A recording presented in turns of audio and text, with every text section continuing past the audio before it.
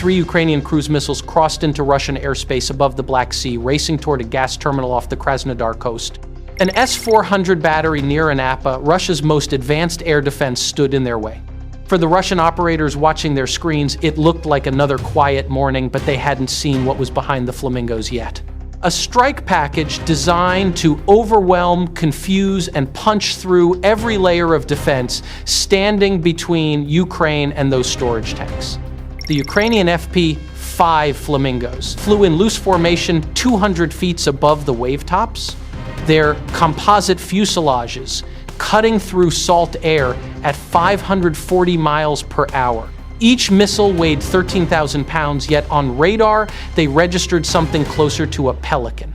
40 kilometers inland from the coast, roughly 20 miles northeast of the S-400 site. The Russian 91 N6E Big Bird acquisition radar swept the southern horizon while its operators watched returns that didn't make sense. The phased array antenna could track 300 targets simultaneously out to 370 miles on a good day against cooperative targets flying at altitude. These targets weren't cooperating. The operators saw ghosts, intermittent contacts flickering through wave clutter, appearing for 2 sweeps, vanishing for 3, reappearing on a slightly different bearing each time. Something was out there. The velocity data proved that much, but the system couldn't decide what. The detection problem wasn't the radar. The detection problem was physics. At 200 feet above the water, the Earth's curvature creates a shadow that no ground-based radar can see through.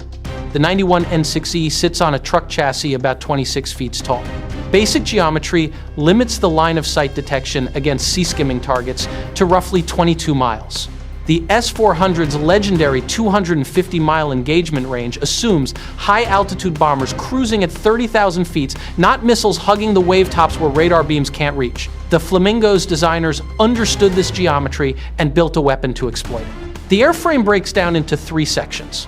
The forward section, roughly 8 feet long, houses the guidance package, an inertial measurement unit containing 3-ring laser gyroscopes and 3 accelerometers, a GPS receiver with anti-jamming filters, and a mission computer that fuses navigation data and executes the pre-programmed flight path. But here is where things get interesting. The Flamingo's fuselage is built from E-glass fiberglass composite woven glass fibers embedded in epoxy resin layered over a honeycomb core that provides structural integrity without adding weight. This helps it defeat radar beams. At 0703 hours, the Flamingos cross the 22-mile detection threshold. The Russian 91 N6E finally achieved stable classification on the lead contact. Velocity, 541 miles per hour. Altitude, 190 feet. Heading 047 degrees magnetic, straight toward the gas terminal, now 18 miles ahead. Profile match cruise missile. The S300 battery achieved classification 8 seconds later. Same target, same conclusion, redundant information that arrived too late to matter. The battery commander had maybe 50 seconds before the engagement window collapsed. The 92 N6E Gravestone fire control radar slewed toward the contact, its narrower beam building the precision track needed for intercept. Behind the first Flamingo, 2 more contacts resolved into hostile tracks. Behind those, something else, slower, more numerous, too many to count, before the first missiles had to fly. He ordered engagement without waiting for the S300 coordination. The launch sequence took 4 seconds from command to ignition. The 92 N6E transmitted trajectory data to the missile's onboard computer while the launcher rail elevated to departure angle. The gas generator pressurized the ejection system, and compressed nitrogen kicked the 48 N6DM clear of the tube at roughly 100 feet per second, fast enough to clear the vehicle before the solid fuel booster ignited. The 48 N6DM you see flying now is a 2-stage interceptor, nearly 23 feet long, weighing just under 4,000 pounds at launch. The sustainer motor ignites and the missile begins receiving mid-course guidance updates via data link from the ground-based radar. In the terminal phase, the onboard semi-active seeker takes over.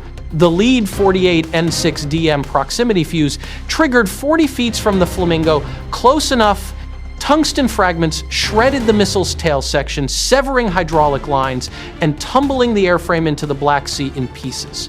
The second interceptor lost its lock at the worst possible moment, and the missile's onboard logic sent it into self-destruct rather than chase a solution it could not catch. One Flamingo down, two still inbound, their fiberglass skin soaking up radar energy like sponges. The gas terminal was now 14 miles away, less than 90 seconds of flight time. The S300 requested handoff on the trailing contacts, but handoff required the 55K6E command post to reconcile track numbers between batteries, and reconciliation burned seconds. Nobody had. The data link was still negotiating when the second Flamingo crossed the 20 miles threshold. 4 more missiles launched in rapid succession, 2 from the S400, 2 from the S300. For 6 seconds, both batteries were engaging the same target, their missiles converging on a single radar track that did not know it was supposed to be gone. The S400 interceptors arrived first. One proximity hit that gouged the Flamingo's wing root, one clean miss as the target jinked at the last moment. The S300 missiles found a debris field where the cruise missile used to be. 2 Flamingos down, $8.4 million in interceptors expended, both batteries screaming for reload vehicles, still 4 minutes out, and the third Flamingo was already past the engagement zone, descending toward the coast at 540 miles per hour with its 2,500-pound warhead intact. Behind it, the track count on every Russian scope in the sector was still climbing. The command post display transformed in 90 seconds flat. The gas terminal was still 12 minutes from the worst of it, but the scope was chaos. Some contacts read like the Flamingos, fast, faint, flickering through clutter. Others crawled across the scope at 120 miles per hour. Their radar returned steady and solid, obviously propeller-driven, but too numerous to prioritize. Others matched nothing in the threat library. Too fast for drones, too slow for cruise missiles, signatures that suggested something Russian air defense had not seen before. The opening salvo had been the Flamingos. The main strike was something else entirely, and the Russians were only now realizing it. But the contacts that mattered were not the drones. They were 2 tracks, now designated Hostile 07 and Hostile 08 tracks that looked nothing like the Flamingos. These were the signatures the operators had trained to recognize since April 2022, the missiles that sank the Russian ship Moskva. These are the long Neptune missiles, and they exist because Ukrainian engineers asked the simple question, what happens if we make it bigger? The extra space is not for a bigger warhead, it is almost entirely fuel. The MS-400 turbofan, producing roughly 1,100 pounds of thrust, now has enough propellant to push the missile 620 miles instead of 175.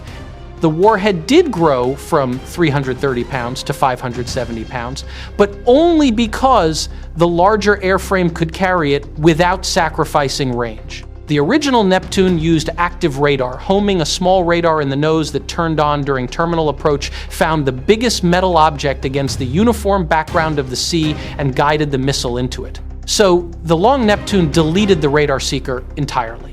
In its place, a guidance computer running 3 navigation modes simultaneously. Primary mode is GPS, receiving position updates from satellites every second. Secondary mode is inertial navigation, 3-ring laser gyroscopes measuring rotation, and 3 accelerometers measuring movement. The computer integrating those measurements to track position without external input. The S300 battery commander recognized the Neptune signature first. His operators had trained specifically on identification after Moskva. They knew what to look for. He pushed the classification up the chain while his fire control section started building solutions. But the 55K6E command post was still trying to reconcile track data between batteries still burning seconds that neither Neptune was giving them. The Neptunes had crossed the coast near Veselovka, 40 miles southwest of the gas terminal. 2 Neptunes inbound at 560 miles per hour, definitely hostile. 14 drone contacts behind them, slower but too numerous to ignore. The S400 had 6 missiles remaining in ready tubes. The S300 had 14 interceptors against 16 confirmed threats, and the Neptunes were the only targets that could inflict catastrophic damage in the next 90 seconds. Cruise missiles first. The battery commanders reached the same conclusion independently, their interceptors rippling off the rails within 4 seconds of each other. Hostile 07 took 3 hits and disintegrated over the coastline. Hostile 08 was luckier, or its profile was better. The Neptune jinked hard as the interceptors closed, dropping behind a low bridge near Golubitskaya at exactly the wrong moment. The 48 N6DM lost lock entirely. One detonated 50 feet away, close enough to pepper the missile skin with fragments, but not close enough to hit it. The S348 N6E2 arrived 2 seconds later and found empty sky. Hostile 08 emerged from behind the ridge, trailing debris, control surfaces chewed up but still functional. The guidance computer noted the damage degraded roll authority, asymmetric drag, reduced maximum velocity, and recalculated everything. Terminal approach speed dropped from 560 to 490 miles per hour. The warhead did not care. 570 pounds of high explosives works the same whether the delivery vehicle is pristine or falling apart. The Book M3 battery commander, positioned 15 miles east of the gas terminal, had been watching tracks migrate across his scope for 4 minutes, and what he saw did not make sense. 14 contacts inbound from the southwest velocities, reading 120 to 130 miles per hour, propeller-driven for certain. The cruise missiles had already blown through his engagement zone. He had watched the S400 and S300 salvos from his display, seen icons blink out as interceptors found targets or went ballistic, chasing ghosts. Now the strategic SAM belt was reloading and everything else was his problem. His 9 S36 engagement radar painted the lead contacts with its phased array beam. The 9S36 is a lighter system than the S400, radar roughly 900 transmit-receive modules instead of 8,500, but it is optimized for a different mission, tracking and engaging targets in the medium altitude band where cruise missiles and tactical aircraft operate. Detection range tops out at around 75 miles against fighter-sized targets. Against small drones, effective range drops to maybe 25. Classification came back, UAV probable type one-way attack drone. That was the easy part. The hard part was deciding what to do about 14 of them when his battery carried 36 9M317M missiles and could not reload in the field. The drone's Luties were nothing special to look at. Tube-launched, propeller-driven, about 12 feet long, with a 22 feet wingspan that folded for transport. 75 pounds of explosive in the nose, cheap airframe, cheap engine, except the guidance was not cheap at all. The Skynote S flight computer bolted into each Luty fuselage is roughly the size of a paperback novel, weighing just under 2 pounds. It contains 3 main components: a multi-core processor running navigation algorithms, an inertial measurement unit using 3-axis gyroscopes and accelerometers, and a downward-facing camera with a 60 degrees field of view. 10 times per second, the camera captures a frame of the terrain below roads, rivers, buildings, field pattern. The processor runs a visual algorithm comparing sequential frames to estimate movement while simultaneously matching distinctive features against a reference map loaded before launch. A road intersection here, a river bend there, a building cluster that matches stored coordinates. Each match generates a position fix accurate to within 15 feet under good conditions. When GPS is available, the Skynote fuses satellite data with visual fixes, weighting each source based on signal quality and consistency. When GPS degrades, the processor notices position jumps that do not match velocity, signal strength dropping below threshold satellites, suddenly claiming the drone teleported 600 feet in half a second. It does not panic. It reduces GPS confidence weighting and shifts trust toward the visual system. The drone keeps flying, keeps navigating, keeps closing in on the target. 8 miles northeast of the gas terminal, the Russian Pol 21 jammer site was doing exactly what it was designed to do. The Pol-21 is a distributed GPS denial system, not a single powerful transmitter, but a network of small jamming nodes mounted on an existing infrastructure, cell towers, utility poles, and rooftops. Each node broadcasts noise across two primary GPS frequencies. The nodes are synchronized to create overlapping interference patterns, denying navigation across an 80 kilometers radius, while individual transmitters remain too small and too dispersed to target with anti-radiation missiles. The system worked beautifully against weapons that needed satellites to find their targets. Against drones that could navigate by looking at the ground, it was burning electricity for nothing. The Pol-21 and the Buk M3 were supposed to work as an integrated layer. Russian doctrine assumed GPS-dependent weapons would wander off course. Once satellite links degraded, easier to intercept, less dangerous if they got through. The Skynote S broke that assumption. The Lutys were not wandering. They were navigating by terrain holding course within 50 meters, flying straight toward the gas terminal storage tanks. The surviving Flamingo complicated everything. It represented the highest value target on the scope. The Buk commander made his decision, engage the cruise missile, ignore the drones. Two 9M, 317M interceptors roared off their rails. This missile is smaller than the S448 N6DM, roughly 18 feet long, weighing 1,500 pounds, but it is faster off the rail, accelerating past Mach 4.5 in 3 seconds. The solid fuel motor burns for about 15 seconds, pushing the missile to a maximum speed near Mach 5 before burnout. Like the S400 missile, it uses semi-active radar homing in the terminal phase with a proximity fuse wrapped around a fragmentation warhead. The first missile arrived from above and behind, its proximity fuse triggering at 30 feet. Tungsten fragments punched through the Flamingo tail section, shredding control surfaces and severing hydraulic lines. The cruise missile nose pitched down, flight computer still trying to execute the programmed approach, even as the airframe tumbled toward the water. It hit the BlackSea 400 yards short of the beach, its 2,500-pound warhead detonating on impact. Close, but the gas terminal survived that one. The second interceptor found only spray. 2 missiles expended, $2.2 million gone, 1 target eliminated. But the drones flew on.